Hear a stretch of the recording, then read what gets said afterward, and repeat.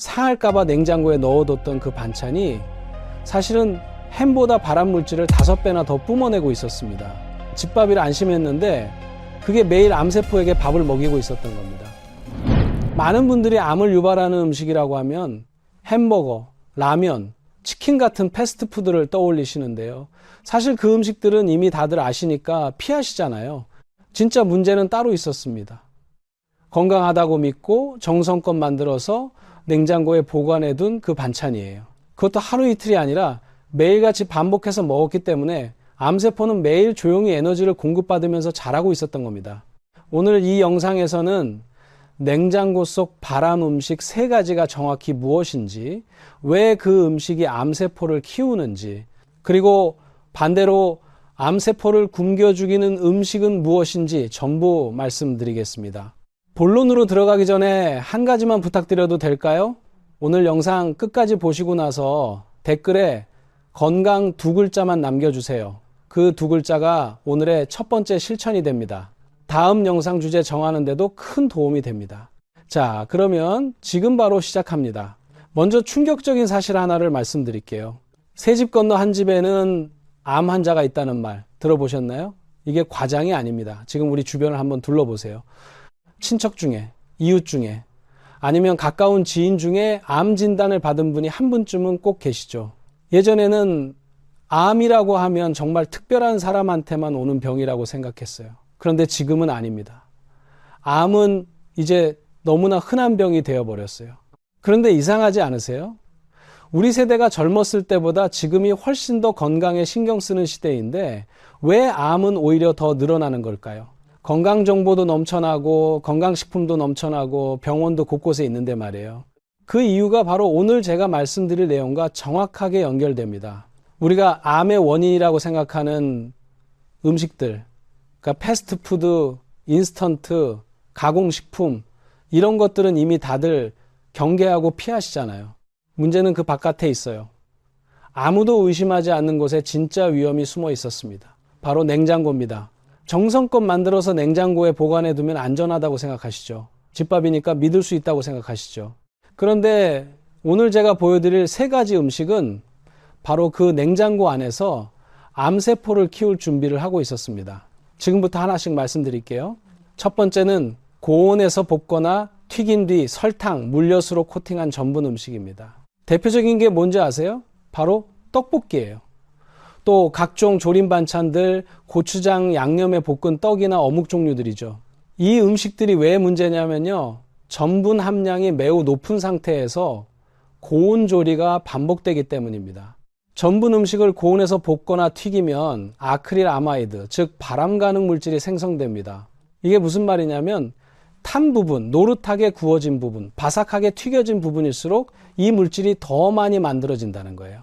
마치 쇠가 녹슬듯이 전분이 고온에서 산화되면서 우리 몸에 해로운 물질로 변해버리는 겁니다.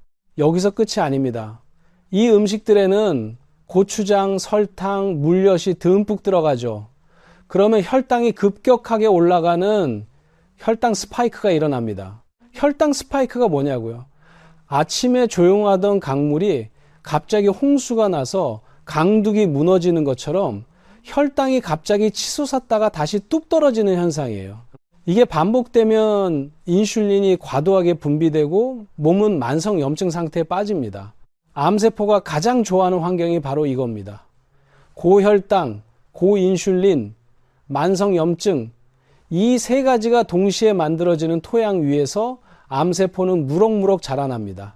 혹시 이런 음식 냉장고에 넣어두고 드시는 분 계세요? 특별한 날 한번 먹는 거라면 크게 문제 없어요. 그런데 매일 반찬으로 꺼내 드신다면 암세포는 매일 맛있는 밥을 먹고 있는 셈입니다. 두 번째는 달콤한 양념으로 볶거나 튀긴 육류 반찬입니다. 제육볶음, 닭강정, 양념 돼지갈비 이런 음식들이에요. 다들 좋아하시죠? 저도 참 좋아하는 음식들인데요. 그런데 이 음식들이 만들어지는 과정을 한번 천천히 생각해 보세요. 설탕이나 물엿을 듬뿍 넣고 그 상태에서 고온으로 볶거나 튀깁니다. 바로 이 순간에 AG, 즉 당독소라고 불리는 물질이 대량으로 만들어집니다. 당독소가 뭔지 쉽게 설명드릴게요. 설탕이 단백질에 달라붙어서 눌어붙은 상태라고 생각하시면 돼요. 마치 프라이팬에 설탕을 태우면 검게 눌어붙잖아요. 그것과 비슷한 현상이 우리 몸 안에서 일어나는 겁니다. 이 당독소는 염증을 키우고 세포 노화를 빠르게 만들고 암이 발생하기 좋은 환경을 만들어요. 그런데 더 무서운 게 있어요. 암세포는 포도당을 먹고 자랍니다. 이건 많이 들어보셨을 거예요. 그런데 최근 연구 결과들을 보면 암세포가 포도당보다 과당을 더 좋아한다는 사실이 밝혀지고 있어요. 설탕은 포도당과 과당이 결합된 형태거든요. 그러니까 설탕을 넣고 볶은 제육볶음, 달콤한 닭강정은 암세포한테 최고의 식사를 차려주는 것과 같습니다. 예, 특별한 날 한 번 먹는 거야. 괜찮아요. 문제는 이게 매일 밥상에 오르는 기본 반찬이 될 때입니다. 암세포는 매일 정말 좋은 에너지를 공급받고 있는 겁니다. 그것도 본인이 전혀 모르는 사이에. 그런데 여러분, 오늘 말씀드릴 세 가지 음식 중에서 가장 충격적인 건 사실 세 번째입니다. 왜냐하면 세 번째 음식은 대부분의 분들이 몸에 좋다고 철석같이 믿고 계신 음식이거든요. 더군다나 건강을 위해 일부러 챙겨 드시는 분들도 많으세요. 자, 세 번째는 오래 보관된 견과류와 곡물 반찬입니다. 땅콩, 호두, 아몬드. 이거 몸에 좋다고 하시죠? 맞아요. 신선할 때는 정말 좋은 음식입니다. 그런데 문제는 보관 방법과 보관 기간이에요. 견과류를 볶거나 조림으로 만들어서 냉장고에 넣어두고 몇 주에 걸쳐 꺼내 드시는 분들 많으시죠?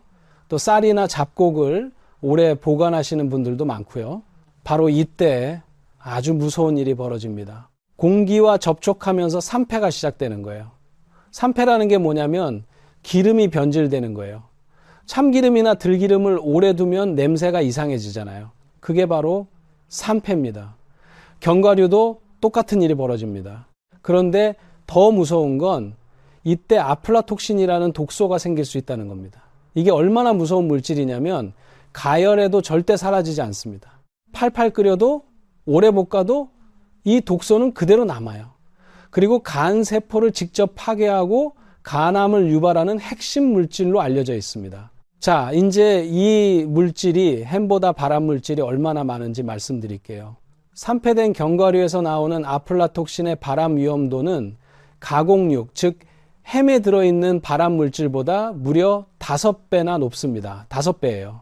우리가 햄은 무서워서 잘 안 먹는데 견과류는 건강식이라고 오히려 더 챙겨 먹는 분들이 많으시죠. 아이러니하지 않습니까? 냉장고에 넣어두면 안전하다고 생각하시는 분들 많으신데요. 견과류는 냉장고 안에서도 산패가 진행됩니다. 느리게 진행될 뿐이에요. 그래서 견과류는 조금씩 사서 빨리 드시는 게 훨씬 낫습니다. 또 우리 몸에서 해독을 담당하는 간이 이 독소 때문에 계속 스트레스를 받고 무너지기 시작하면 어떻게 될까요? 간은 우리 몸의 해독 공장이에요. 이 공장이 망가지면 암을 막아낼 마지막 방어선도 함께 무너집니다. 여기까지 들으시면서 혹시 이런 생각 드시지 않으셨나요? 그러면 대체 뭘 먹어야 하지? 맞아요. 이 질문이 정말 중요합니다. 그런데 그 전에 먼저 한 가지 더 짚고 넘어가야 할 게 있어요. 왜 이 음식들이 우리 몸에서 암세포를 키우는지 그 메커니즘을 제대로 이해하셔야 오늘 알려드릴 해결책도 제대로 활용하실 수 있거든요.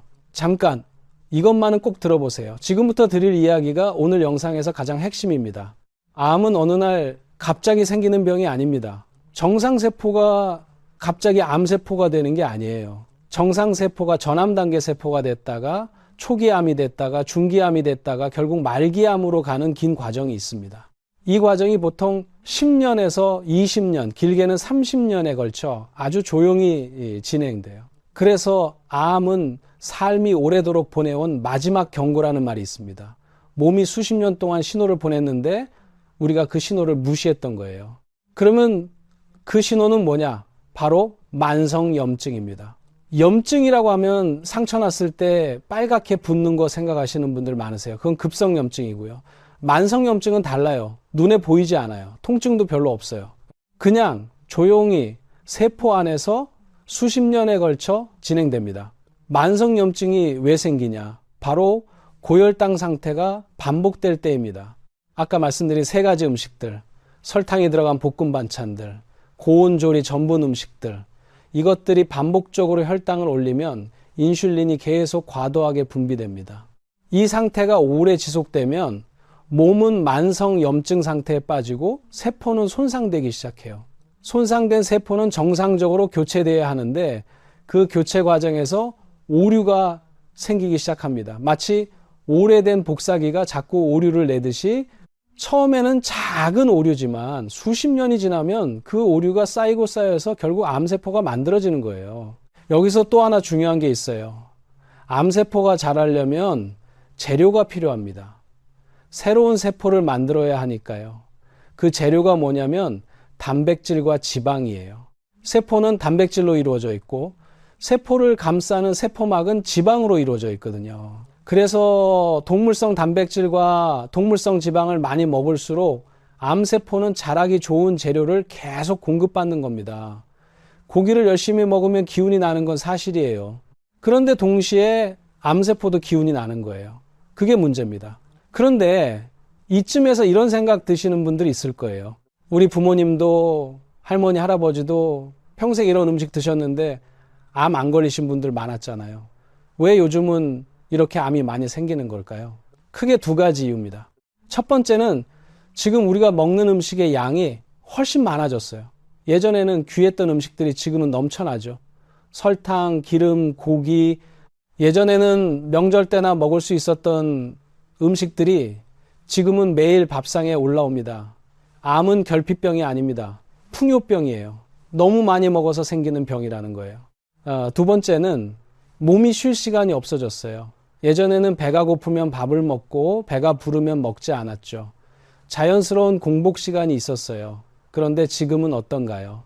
세끼 밥에, 간식에, 야식에, 커피에 몸이 쉴 틈이 없습니다. 우리 몸에는 오토파지라는 자가 회복 시스템이 있어요. 오토파지, 즉 자가 포식이라고 하는 건데요. 쉽게 말하면 몸이 스스로 청소하는 시스템이에요. 손상된 세포를 정리하고 불필요한 단백질을 청소하고 세포를 새롭게 재생하는 거예요. 그런데 이 시스템은 언제 켜지냐면 먹지 않을 때만 켜집니다. 공복 상태일 때만 작동해요. 끊임없이 먹는 삶에서는 몸이 스스로 고칠 시간 자체가 없어지는 겁니다. 그래서 무엇을 먹느냐도 중요하지만 언제 먹고 언제 안 먹느냐도 똑같이 중요합니다. 자, 이제 정말 핵심적인 질문으로 넘어가 볼게요. 그럼 대체 암은 왜 나한테 왔을까? 왜 우리 가족한테는 암이 많은 걸까? 혹시 이게 유전 때문은 아닐까? 이런 생각 해보신 적 있으세요? 유전이라는 말, 참 무겁게 들리는 단어죠.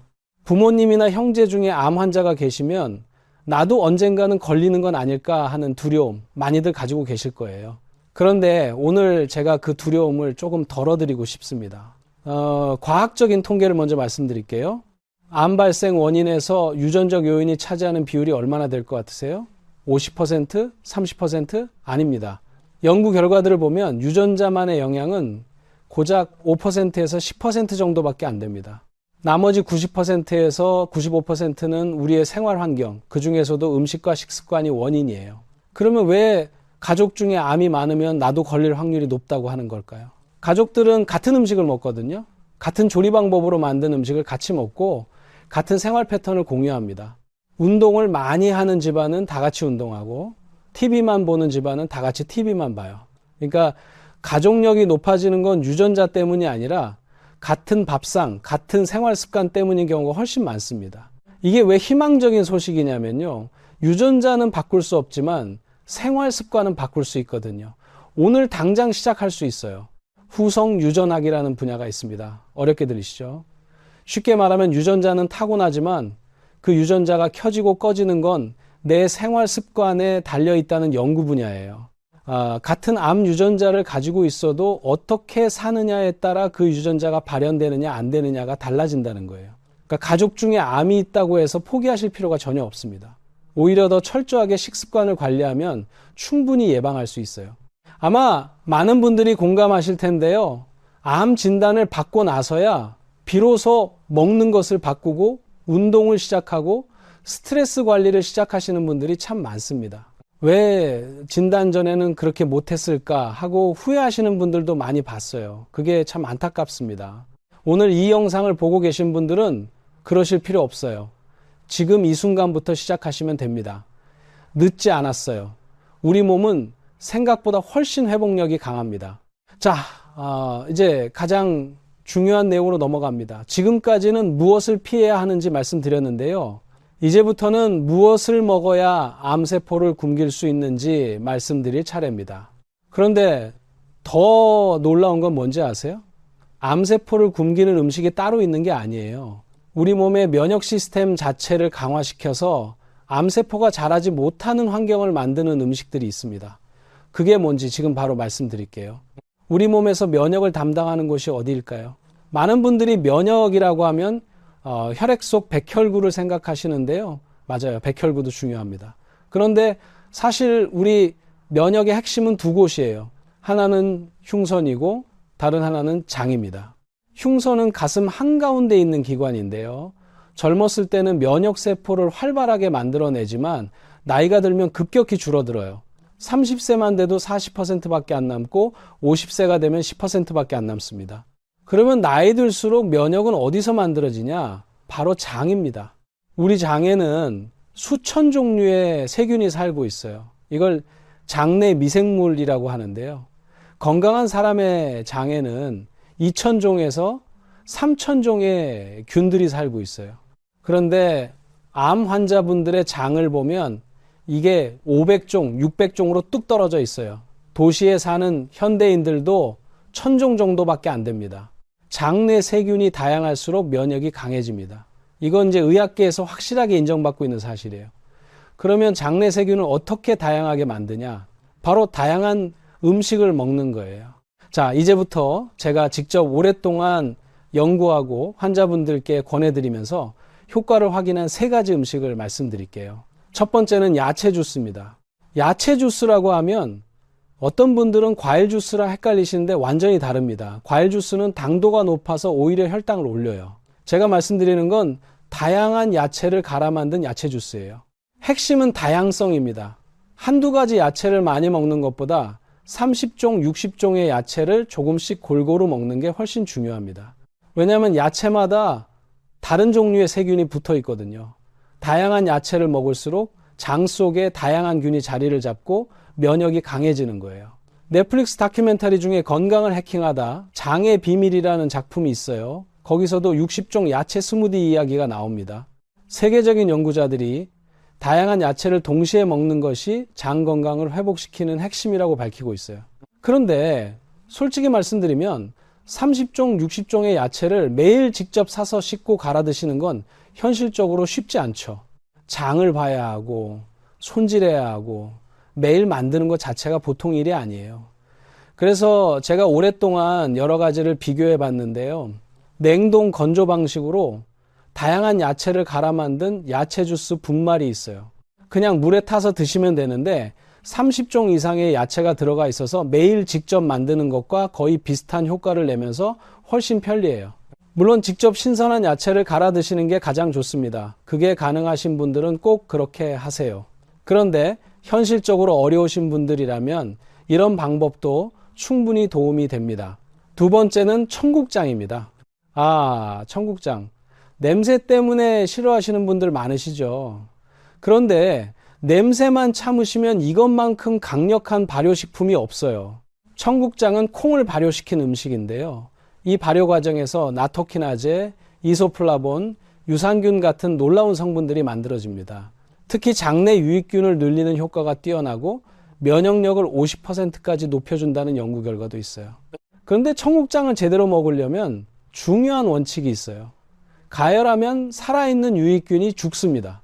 그래서 청국장찌개를 끓일 때는 반은 끓이고 나머지 반은 불을 끈 다음에 나중에 풀어서 생균 상태로 드셔야 해요.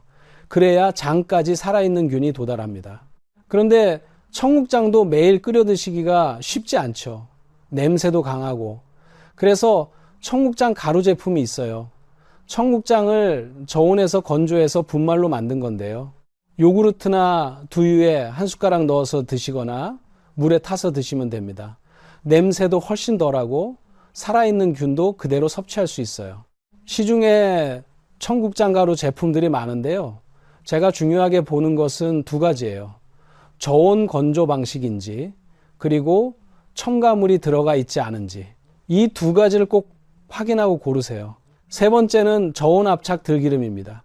기름이 건강에 좋다고 하고 의아해 하시는 분들 계실 것 같아요. 그런데 기름도 종류에 따라 완전히 다릅니다. 세포를 한번 상상해 보세요. 세포는 세포막이라는 얇은 껍질로 둘러싸여 있는데요. 이 세포막이 기름으로 이루어져 있어요. 어떤 기름을 먹느냐에 따라 세포막의 상태가 달라집니다. 좋은 기름을 먹으면 세포막이 부드럽고 탄력 있게 유지되고, 나쁜 기름을 먹으면 세포막이 딱딱하게 굳어버려요. 세포막이 딱딱하게 굳으면 어떻게 되냐? 산소가 세포 안으로 들어가지 못합니다. 산소가 부족한 환경, 바로 그게 암세포가 가장 좋아하는 환경이에요. 암세포는 산소 없이도 살 수 있는 세포거든요. 오히려 산소가 풍부한 환경에서는 암세포가 자라기 어렵습니다. 그러니까 세포막을 부드럽게 유지하는 것이 암 예방에 직접적으로 연결됩니다. 오메가3가 바로 세포막을 부드럽게 유지하는 지방산이에요. 들기름에는 오메가3, 즉 알파 리놀렌산이 매우 풍부하게 들어 있습니다. 들기름 한 큰 숟가락에 들어있는 오메가3 함량이 연어 한 토막과 맞먹을 정도예요. 그런데 여기서 아주 중요한 조건이 있어요. 반드시 저온압착 방식이어야 합니다. 기름을 짤 때 고온으로 가열하면 기름의 구조가 바뀌어버려요. 오메가3가 파괴되고 오히려 몸에 해로운 물질이 생기기도 해요. 그래서 열을 가하지 않고 압력만으로 짜내는 저온압착 방식이 중요한 겁니다. 또 하나, 들기름은 절대 가열하면 안 돼요.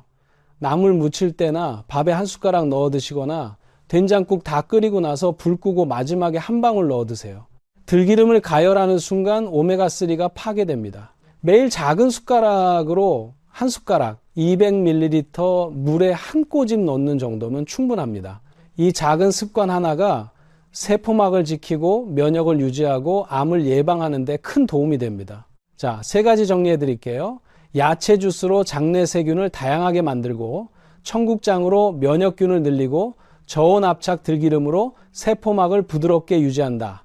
이 세 가지가 암세포가 자라지 못하는 환경을 만드는 핵심입니다. 그런데 여기서 끝이 아닙니다. 음식만 바꾼다고 완전하지 않아요. 먹는 방식을 함께 바꿔야 진짜 효과가 납니다. 오늘부터 당장 바꿀 수 있는 식습관 이야기를 해드릴게요. 첫 번째는 식사 순서입니다. 밥을 먼저 드시는 분들 많으시죠. 반찬 곁들여서 밥 먹고 식후에 과일 드시고. 그런데 이 순서가 혈당을 급격하게 올리는 주범 중 하나입니다. 순서를 이렇게 바꿔보세요. 야채나 채소 먼저, 그 다음 단백질, 마지막에 탄수화물 순서로 드세요. 왜냐하면 식이섬유를 먼저 먹으면 위장 안에 섬유질이 먼저 깔리면서 이후에 들어오는 탄수화물의 흡수 속도를 늦춰줍니다. 마치 고속도로에 차가 빽빽이 들어차 있으면 교통 흐름이 느려지는 것처럼 식이섬유가 포도당이 혈액으로 빠르게 들어가는 걸 막아주는 거예요. 이 순서 하나만 바꿔도 식후 2시간 혈당이 눈에 띄게 떨어집니다. 실제로 혈당계로 측정해 보시면 차이가 확연히 보여요. 거창한 변화가 아니라 오늘 저녁 밥상에서 당장 실천할 수 있는 방법이에요. 두 번째는 식후 걷기입니다. 밥 먹고 나서 소파에 앉거나 눕는 분들 많으시죠. 그런데 식후에 허벅지 근육을 움직이면 혈당을 근육이 흡수해가는 효과가 있어요. 암세포가 혈당을 가져가기 전에 근육이 먼저 가져가는 거죠. 20분에서 30분 가볍게 걷는 것만으로도 충분합니다. 빠르게 걸을 필요도 없어요. 가볍게 산책하는 것처럼 걸으시면 됩니다. 이게 췌장의 부담을 줄이고 혈당을 안정시키는 데 정말 효과적이에요. 네, 세 번째는 야식과 과식을 끊는 겁니다. 저녁 8시 이후에는 드시지 마세요. 우리는 자고 있다고 생각하지만 몸은 일하고 있거든요. 특히 췌장은 밤새 소화 효소를 만들고 인슐린을 분비하면서 쉬지 않고 일해요. 야식은 쉬어야 할 시간에 억지로 일을 시키는 겁니다. 저녁 식사는 주무시기 최소 3시간 전에 마치세요. 그리고 배가 부를 때까지 드시지 마시고 배가 70-80% 찼다는 느낌이 들면 수저를 놓으세요.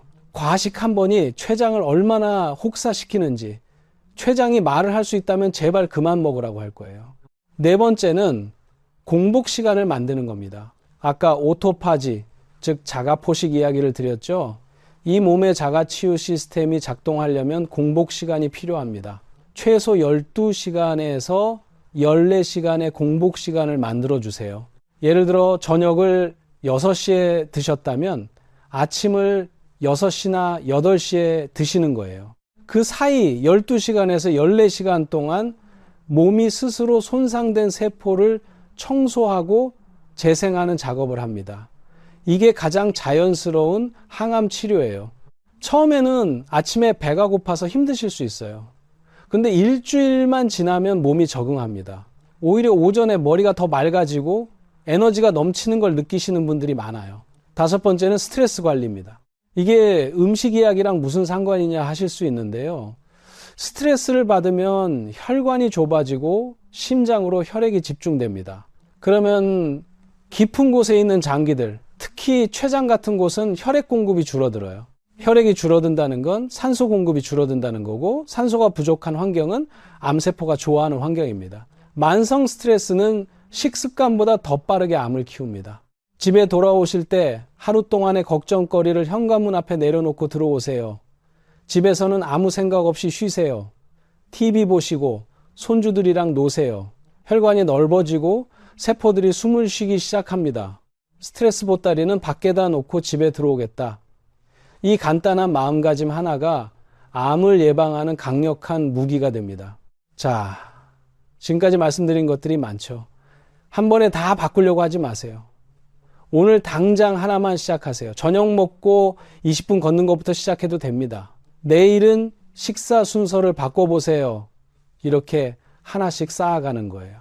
그런데 여러분, 혹시 지금 이런 증상 중에 해당하시는 분 있으신지 한번 체크해 보세요. 명치부근이 자주 체한 것처럼 답답하다. 등이나 날개뼈 근처에 은은한 통증이 꾸준히 있다. 다이어트를 하지 않았는데 한 달 사이에 4-5kg 이상 빠졌다. 소화가 잘 안 되고 설사나 변비가 반복된다. 변 색깔이 변하거나 변이 물에 뜬다. 피부나 눈이 노랗게 변하는 황달 증상이 있다. 이 6가지 중에서 2가지 이상 해당되고 2주 이상 지속된다면 반드시 병원에 가셔야 합니다. 특히 초음파만으로는 확인이 어려울 수 있으니 CT, 즉 CT 촬영을 요청하세요. 이 증상들이 모두 다른 이유일 수도 있지만 조기에 발견하는 것이 생명을 지키는 가장 확실한 방법입니다. 초기에 발견하면 완치할 수 있어요. 실제로 일기에 발견하면 50%에 가까운 생존율을 보입니다. 반면 사기가 되면 2.4%로 뚝 떨어져요. 그 차이가 바로 얼마나 빨리 발견하느냐에 달려 있습니다. 자, 이제 마무리로 들어가 볼게요. 오늘 정말 많은 이야기를 드렸는데요. 오늘 말씀드린 것들을 짧게 정리해 드릴게요. 냉장고 속 발암 음식 3가지 기억하세요. 고온 조리 설탕 코팅 전분 음식, 달콤한 양념볶음 육류, 그리고 오래 보관된 견과류와 곡물 반찬.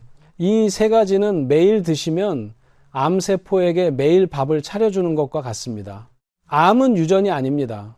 95%는 생활 습관입니다. 오늘 당장 바꿀 수 있어요. 그리고 암세포를 굶기는 3가지 음식 기억하세요.